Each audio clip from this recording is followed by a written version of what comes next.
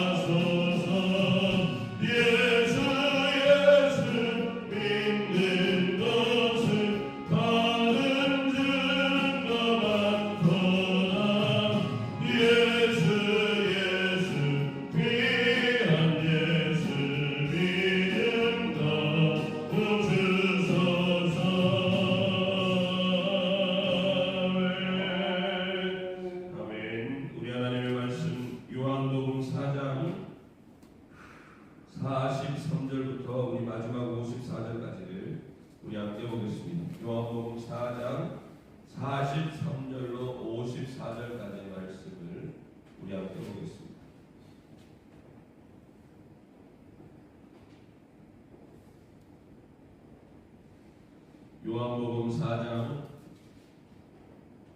43절부터 54절까지 우리 천천히 합독하여 읽겠습니다. 43절입니다. 이틀이 지나매 예수께서 거기를 떠나 갈릴리로 가시며 친히 증언하시기를 선지자가 고향에서는 높임을 받지 못한다 하시고 갈릴리에 이르시매 갈릴리인들이 그를 영접하니 이는 자기들도 명절에 갔다가 예수께서 명절 중 예루살렘에서 하신 모든 일을 보았음이더라. 예수께서 다시 갈릴리 가나에 이르시니 전에 물로 포도주를 만드신 곳이라. 왕의 신하가 있어 그의 아들이 가버나움에서 병들었더니 그가 예수께서 유대로부터 갈릴리로 오셨다는 것을 듣고 가서 청하되 내려오셔서 내 아들의 병을 고쳐주소서 하니 그가 거의 죽게 되었습니다. 예수께서 이르시되 너희는 표적과 기사를 보지 못하면 도무지 믿지 아니하리라. 신하가 이르되 주여 내 아이가 죽기 전에 내려오소서. 예수께서 이르시되 가라 내 아들이 살아있다 하시니 그 사람이 예수께서 하신 말씀을 믿고 가더니 내려가는 길에 그 종들이 오다가 만나서 아이가 살아있다 하더니 그 낫기 시작한 때를 물은즉 어제 7시에 열기가 떨어졌나이다 하는지라. 그의 아버지가 예수께서 내 아들이 살아있다 말씀하신 그때인 줄 알고 자기와 그 온 집안이 다 믿으니라. 이것은 예수께서 유대에서 갈릴리로 오신 후에 행하신 두 번째 표적이니라. 아멘. 오늘 이 새벽에 주일에 나와서 예배드리신 우리 모든 성도들에게 하나님의 놀라운 권능의 역사가 늘 함께 하시기를 간절히 축원합니다. 사람들은 과학이 아주 발전하고 과학이 믿을 만한 것들이라는 이야기를 하는 그 모든 일들의 핵심에는 과학은 사람의 눈으로 확인되고 과학은 사람의 눈으로 증명이 되어야만 그 과학이 옳다라는 것이 성립됩니다. 그러니까 사람들은 현대로 내려올수록 계속해서 무언가를 보고 확인하고 그 확인된 것만을 믿으려고 합니다. 증거가 있어야 안심하고 결과가 보여야 마음이 놓이는 것이죠. 그래서 우리는 신앙생활을 하면서도 똑같이 우리가 하나님 앞에 간구할 때가 있습니다. 하나님 먼저 보여주시면 내가 하나님의 살아계심을 믿겠습니다. 오늘 본문에 등장하는 한 사람이 바로 왕의 신하입니다. 그의 아들이 가버나움에서 죽어가고 있다고 말하고 있죠. 아무 방법이 할 수 없어 결국에는 절박한 심정으로 예수님이 계신 갈릴리 가나까지 찾아옵니다. 예수님께 내 아이가 죽기 전에 내려와 달라고 간청합니다. 예수님이 가셔야 된다는 것이죠. 그 아버지의 마음이 너무 절박했기 때문에 예수님께 간절히 구했던 것입니다. 그런데 예수님의 대답은 조금 다른 방향으로 이야기하시죠. 너희는 표적과 기사를 보지 못하면 도무지 믿지 아니한다고 얘기하십니다. 이 말씀은 예수님께서 무언가를 책망하고 잘못된 것을 가르치기 위한 것이 아니라 믿음의 본질이 어디 있는지를 생각해 보라는 사랑의 음성임을 들으시기를 간절히 축원합니다. 대부분의 사람들이 기적이 있으면 믿으려고 하고, 그러나 하나님께서 우리에게 원하시는 진짜 믿음은 기적을 보고 생기는 믿음이 아니라 하나님의 말씀을 그대로 믿는 믿음임을 기억하시기를 축원합니다. 그런데 예수님께서 말씀하십니다. 가라, 내 아들이 살아있다라고 얘기합니다. 이미 결정된 사건입니다. 아버지가 와서 간청한 그때 예수님께서는 살아있다, 지금도 살아있고 앞으로도 계속 살아있다, 걱정하지 말라고 이야기하시는 것이죠. 예수님께 내려와 달라고 했지만 내려가시지 않으시고 손을 얹지도 않으셨습니다. 단지 한마디 말씀을 하신 것이죠. 그리고 성경은 오늘 우리에게 이렇게 말하고 있습니다. 그 사람이 예수께서 하신 말씀을 믿고 가더니라고 얘기했습니다. 이것이 바로 믿음의 핵심이며 오늘 본문이 우리에게 말하고 싶어하는 가장 중요한 것이죠.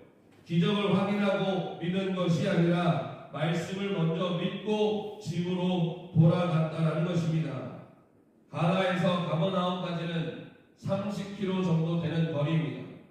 그 긴 길을 걸어오면서 아들이 정말 살아있을지 모르는 그런 알 수 없는 상태로 30km를 다시 돌아가고 있는 그 상황, 여러분들이 기억하셔야 됩니다. 그러나 그는 예수님께서 살아있다라는 그 한마디 말씀에 30km를 돌아서 걸어가고 있는 상황에 그의 종들이 와서 말합니다. 그것도 바로 다음 날에 아들의 열이 떨어졌다고 이야기합니다. 그리고 그가 생각해 보기 시작합니다.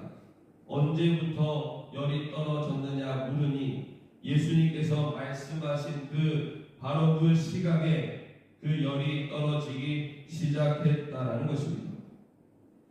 그때의 성경은 마지막으로 우리에게 이렇게 이야기하죠. 그와 그 온 집이 다 믿으니라라고 이야기합니다.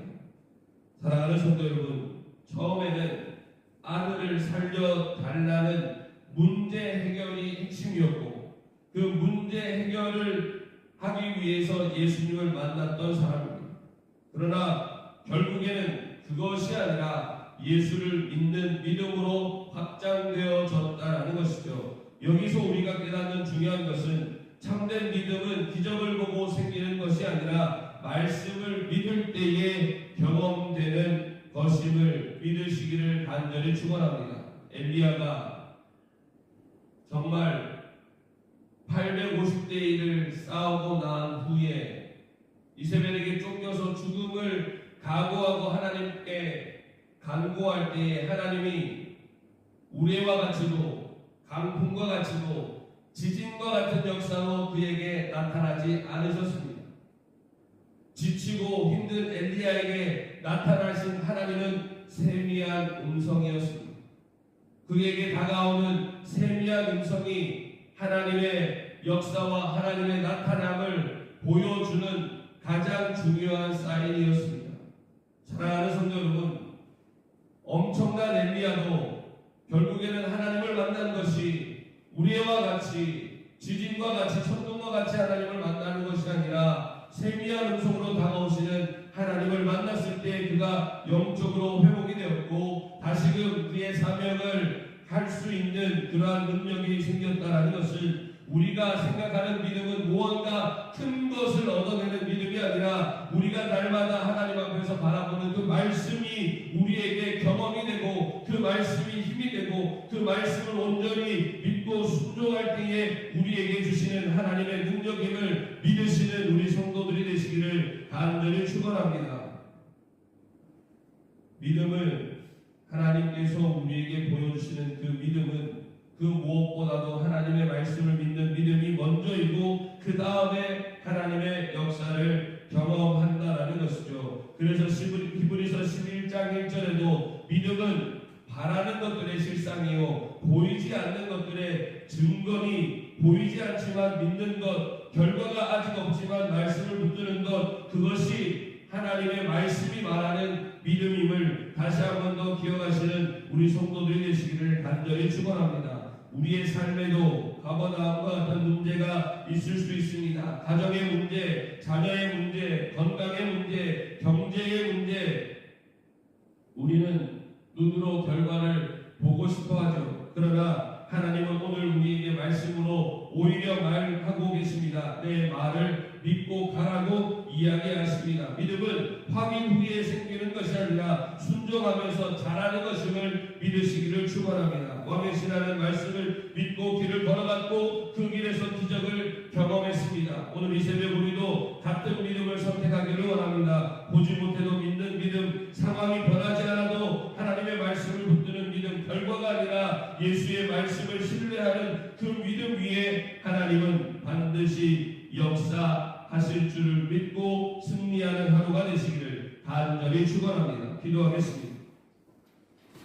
하나님, 우리는 눈에 보이는 것을 붙잡고 살아가려고 합니다. 그러나 오늘 왕의 신하처럼 말씀을 믿고 걸어가는 믿음을 허락하여 주옵소서. 우리의 상황이 변하지 않았어도 하나님의 말씀을 신뢰하게 하시고 순종의 걸음을 걸어가게 하옵소서. 우리의 삶 속에도 말씀의 능력이 나타나게 하시고 우리의 가정과 삶이 하나님을 믿는 믿음으로 가득 채워지는 우리 성도들이 되게 하여 주옵소서. 하나님, 이러한 믿음을 얻기 위하여 이 새벽에 주 앞에 나와 머리 숙여 기도하는 우리 성도들의 기도를 들어주시고 하나님께서 그 어떠한 상황이든지 하나님의 선하신 뜻대로 인도하여 주시기를 간절히 원합니다. 오늘도 각자의 처소에서 각자의 장소에서 믿음으로 살아내기 위하여 오늘도 최선을 다해 살아가고 있는 우리 모든 성도들을 기억하여 주시고 하나님 그들의 삶의 터전에서 하나님의 말씀이 나타나는 능력이 있는 삶이 될 수 있도록 오늘도 말씀 붙들고 살아가는 우리 성도들이 되게 하여 주옵소서. 안전사고 일어나지 않도록 지켜주시고 영육간의 강건함을 허락하여 주시되 주와 동행하는 것이 가장 기쁨임을 느끼며 살아가는 우리 성도들이 되게 하여 주옵소서. 우리의 자녀들 고손들도 그렇게 살아내기를 간절히 원합니다. 그 무엇보다도 믿음 위에 있기를 원합니다. 흔들리지 않는 믿음 허락하여 주시고 오늘도 성령이 감화 감동 내주 충만 역사하여 주셔서 그들의 모든 삶에서 하나님을 인식할 수 있는 그때와 사람을 통해 복음이 전달되는 은혜를 허락하여 주옵소서. 오늘도 그들의 삶 가운데 최선을 다하여 부지런하며 성실하여서 겸손하며 게으르지 않고 하나님과 사람 앞에서 날마다 진실하게 살아가는 우리의 자녀들과 손들 되게 하여 주옵소서. 이 나라의 민족을 기억하시고 대통령과 위정자들을 붙들어 주시고 이 나라가 복음 위에 진리 위에 정 위에 바로 서는 나라가 될 수 있도록 끝까지 기도하며 우리나라가 하나님께서 기뻐하시는 나라가 될 수 있도록 은혜의 은혜를 더하여 주옵소서. 오늘 하루의 모든 삶을 주님 앞에 맡겨드리오며 살아계신 예수님의 이름으로 간절히 기도하옵나이다. 아멘. 하늘에 계신 우리 아버지여, 이름이 거룩히 여김을 받으시오며 나라의 마옵시며 뜻이 하늘에서 이룬 것 같이 땅에서도 이루어지이다. 오늘날 우리에게 일용할 양식을 주옵시고 우리가 우리에게 죄지은 자를 사하여 준 것 같이 우리 죄를 사하여 주옵시고 우리를 시험에 들게 하지 마옵시고 다만 악에서 구하옵소서. 내게 나라와 권세와 영광이 아버지께 영원히 있사옵나이다. 아멘.